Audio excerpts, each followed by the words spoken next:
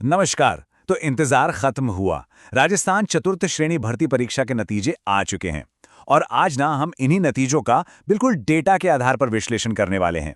तो चलिए सीधे आंकड़ों में उतरते हैं और समझने की कोशिश करते हैं कि भाई आपकी रैंक का असल में मतलब क्या है। हाँ, और आगे बढ़ने से पहले एक जरूरी बात। राजस्थान की सभी प्रतियोगी परीक्षाओं से जुड़ी एकदम सटीक जानकारी के लिए हमारे चैनल को लाइक, शेयर और सब्सक्राइब करना बिल्कुल मत भूलिएगा। तो सबसे बड़ा सवाल, वो सवाल जो शायद हर कैंडिडेट के मन में इस वक्त घूम रहा है कि भाई मेरी जो रैंक आई है उसका असली मतलब क्या है, क्या मेरा सिलेक्शन पक्का है? आज हम इसी सवाल की तह तक जाएंगे और इसका जवाब ढूंढने की कोशिश करेंगे। ठीक है, तो पूरी पिक्चर को समझने के लिए ना सबसे पहले इस भर्ती के जो बड़े बड़े आंकड़े हैं उन पर एक नजर डाल लेते हैं, मतलब एक ओवरव्यू ले लेते हैं।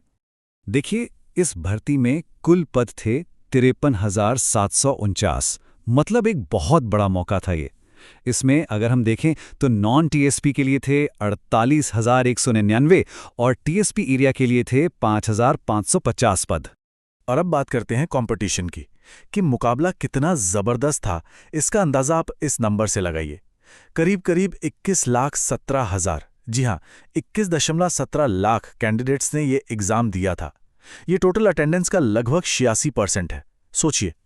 चलिए अब आते हैं सबसे जरूरी सवाल पर, मुद्दे की बात पर, कि आखिर किस रैंक तक सिलेक्शन होने का चांस है, और इसको हम कैटेगरी के हिसाब से एक एक करके समझेंगे।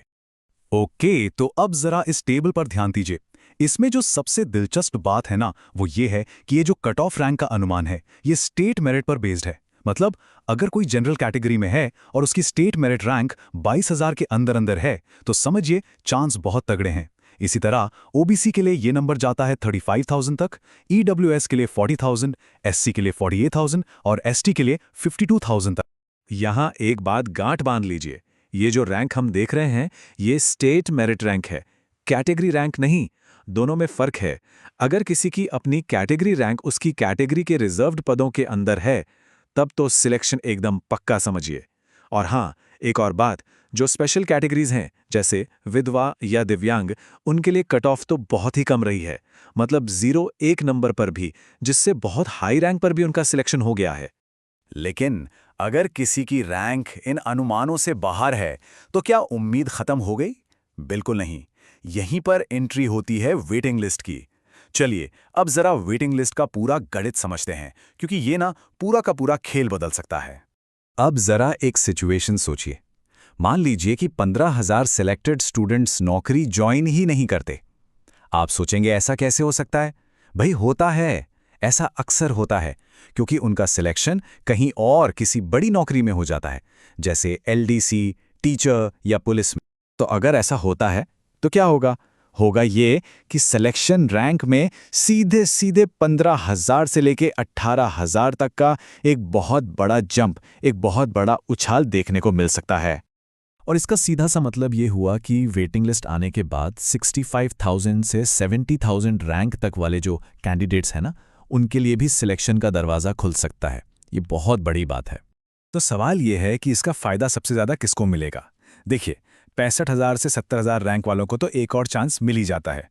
लेकिन जो ट्रेंड देखा गया है, उसमें सबसे ज़्यादा फ़ायदा होता है ओबीसी और जनरल कैटेगरीज के कैंडिडेट्स को।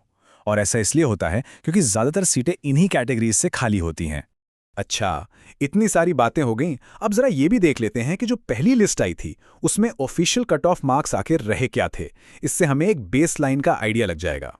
तो ये रहे ऑफिशियल कट ऑफ मार्क्स जो आरएसएमएसबी ने जारी किए हैं।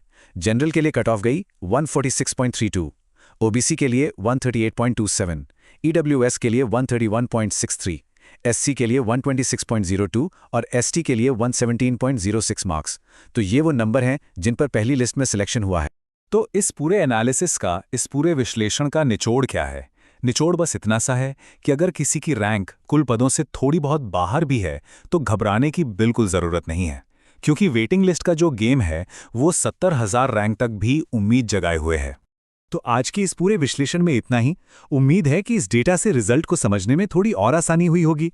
और हाँ, राजस्थान की प्रतियोगी परीक्षाओं से जुड़ी ऐसी ही ज़रूरी जानकारी के लिए हमारे चैनल को लाइक, शेयर और सब्सक्राइब करना मत भूलिएगा। बहुत बहुत धन्यवाद।